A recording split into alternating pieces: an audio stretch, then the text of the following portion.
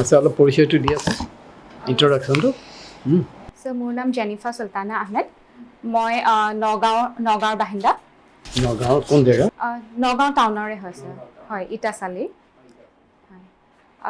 So মোৰ দেউতা APDCL পৰা ৰিটায়াৰ কৰিছে মোৰ মা এগৰাকী গৃহিণী মোৰ ভণ্টিয়ে মাষ্টাৰ্ছ কৰি আছে গুৱাহাটী ইউনিভাৰ্চিটিৰ পৰা মই স্কুলিং নগাঁৱৰ পৰাই কৰিছোঁ তাৰপিছত যোৰহাট অভিযান্ত্ৰিক বিদ্যালয়ৰ পৰা বেচেলৰ অফ ইঞ্জিনিয়াৰিং কৰিলোঁ তাৰপিছত মই IBPS PO এক্সাম ক্লিয়াৰ কৰি বেংক অফ ইণ্ডিয়াত 4 বছৰ চাকৰি কৰিলোঁ তাৰপিছত ৰিজাইন কৰি মে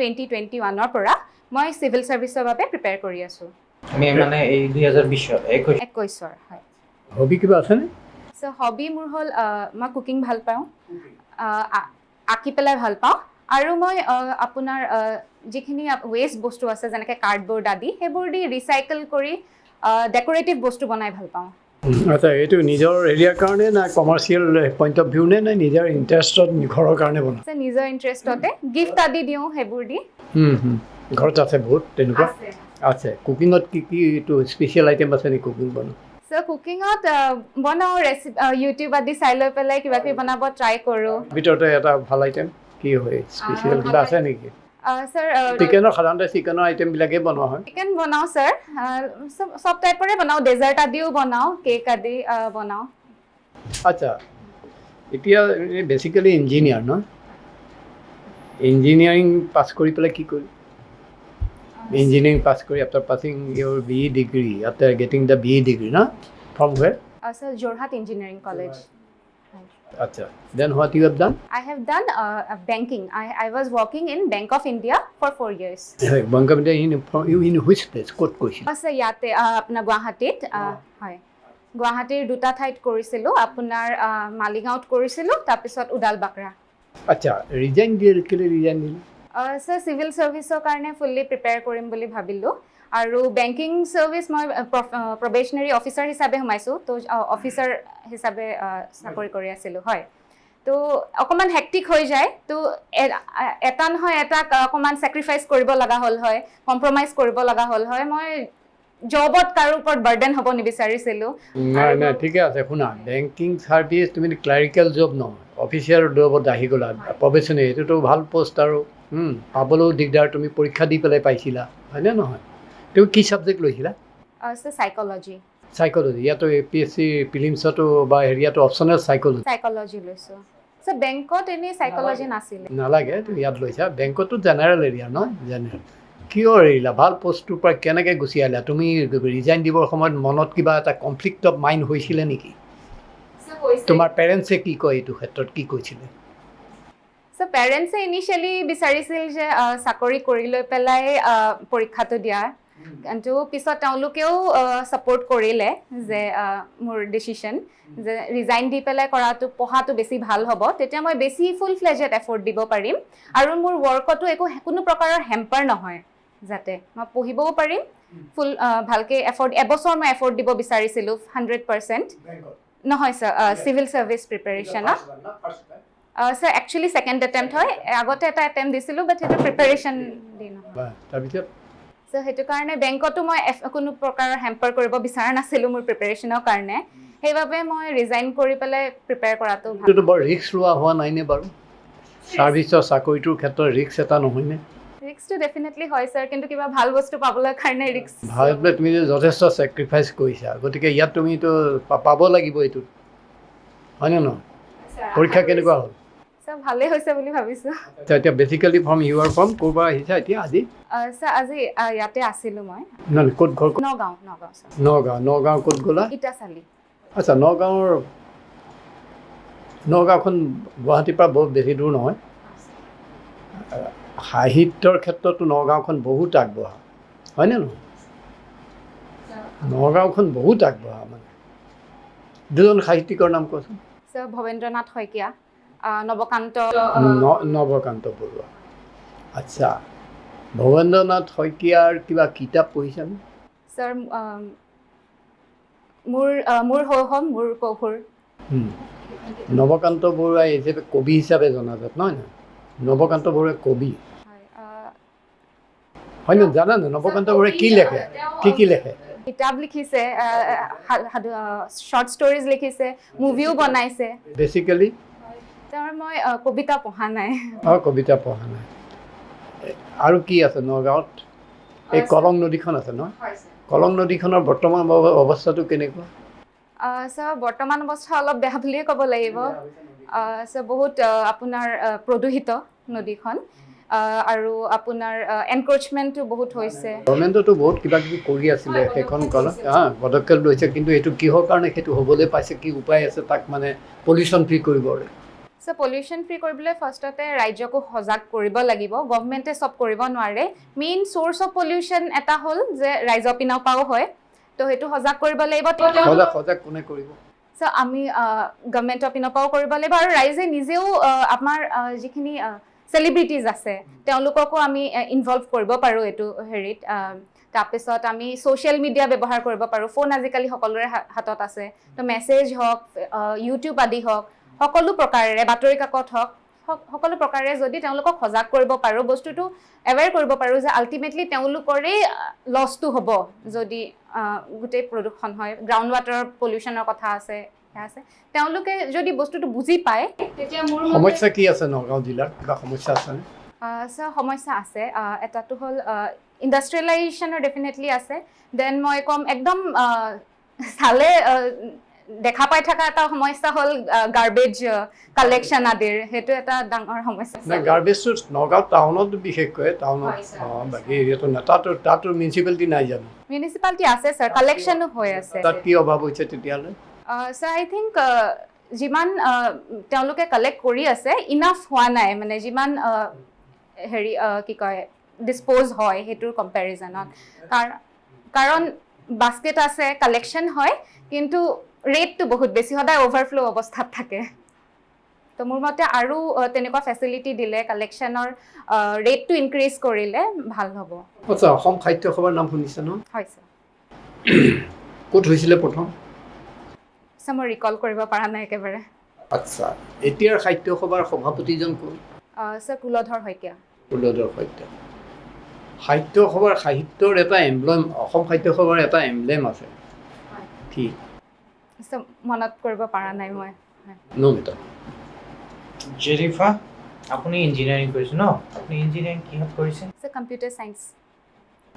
তাৰপিছত আপুনি বেংকত কাম কৰিছে 2.5 বছৰ কাম? 4 বছৰ ছাৰ। 4 বছৰ কাম কৰিছে। তাৰপিছত আপুনি চাকৰি ৰিজাইন দিছে, দি কেনে ইয়াতে আহিছে। ৰিস্ক আছে আপুনি গম পাইছে, কিন্তু ধৰি লওক কিবা কাৰণত নহ'ল, মই কামনা কৰা নাই বাৰু, যদি নহয় আপুনি তেতিয়া কি কৰিব বুলি ভাবিছে? চ' বৰ্তমান মোৰ প্লেন যে মই 2টা এটেম্প দিম, আৰু এটা এটেম্প দিম এইবাৰ যদি নহয়।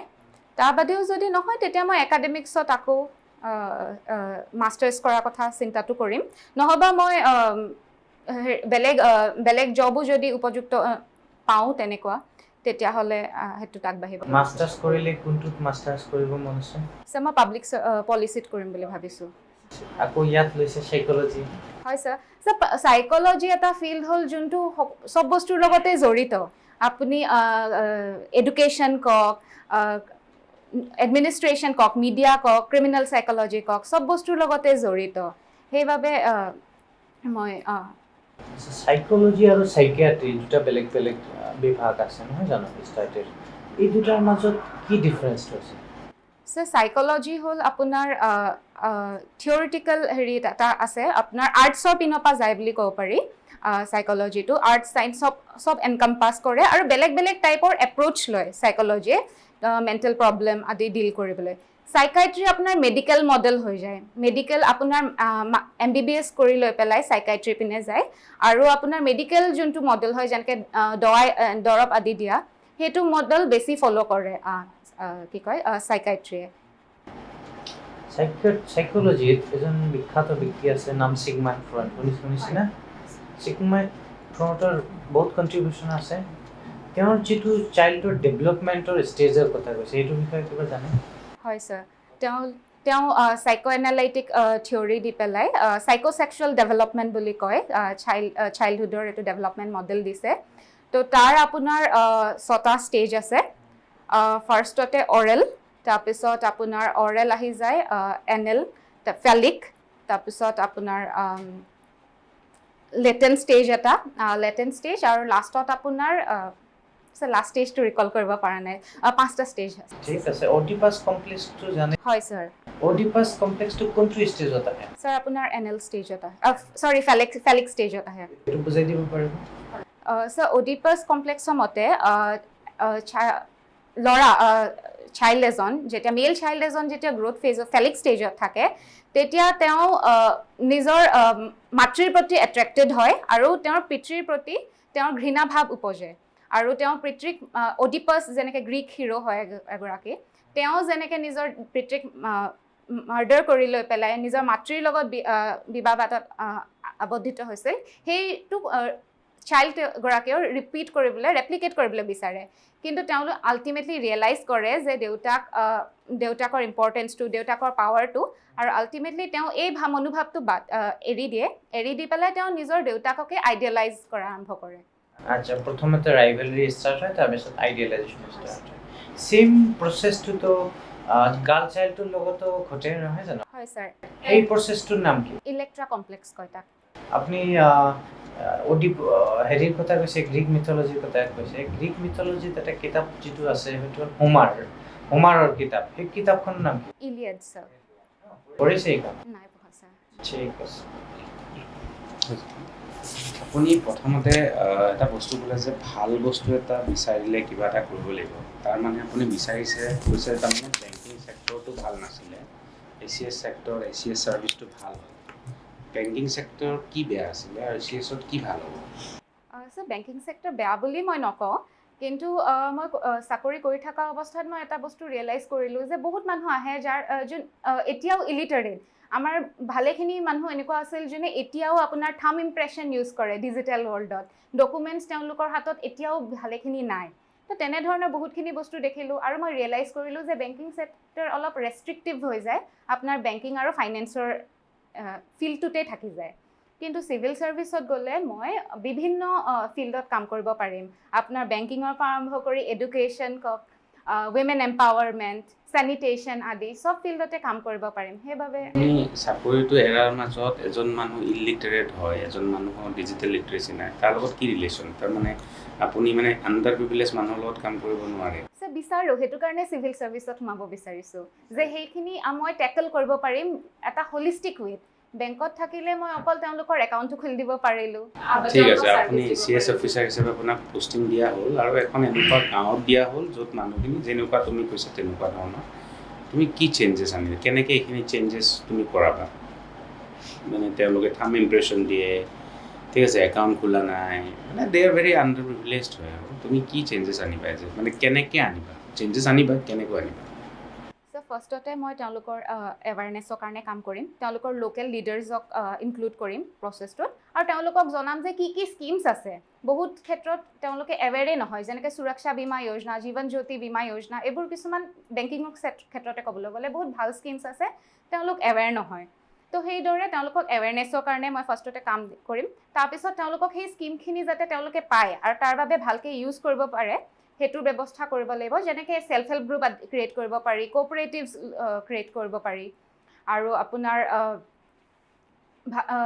তেওঁলোকৰ এডুকেশ্যন ফাইনেন্সিয়েল লিটাৰেচি আচ্ছা since you have mentioned cooperatives okay what is the role of NABARD in Indian economy so NABARD is mostly linked with agriculture and the development of the rural sector so it is the apex body of that and it has done tremendous contribution for example it is linked with various self-help group the Rozgar Bima Yojana is under NABARD the bank's self-help group linkage that has led to the success of the self-help group revolution is occurring under NABARD and it also ensures the priority sector lending that occurs to the various agriculture and rural development programs that is also under NABARD. Cooperative society or self-help group or major kiba similarities ase niki and these both entities are different so similarity ase janeke duyuta sector ate apunar one person one vote philosophy to follow hoy self help group aru cooperative duyutate আৰু difference আপোনাৰ cooperative is more organized. It falls under cooperative act. I'm not able to recall the act properly. So and cooperative আপোনাৰ বেলেগ বেলেগ level বহুত হাই লেভেললৈকেও যাব পাৰে primary কোঅপাৰেটিভৰ পৰা আৰম্ভ কৰি কিছুমান স্পেচিয়েলাইজ যেনেকৈ আপোনাৰ আৰ্টফেড আছে তেনেকৈ আৰম্ভ কৰি আপোনাৰ ডিষ্ট্ৰিক্ট কোঅপাৰেটিভ ষ্টেট কোঅপাৰেটিভ লেভেললৈকে যাব পাৰে তুমি এটা আনচাৰত কৈছা যে if you will give 2 attempts and after that you will decide what is good for you, like you might go for academics, or previously also you have worked for 4 years.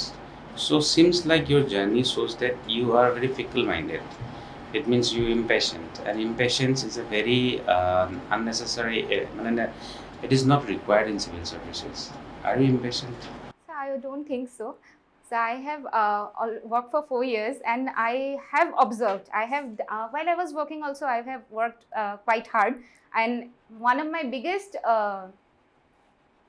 reason for leaving was that I didn't want to be a burden on anyone, and I wanted to do justice.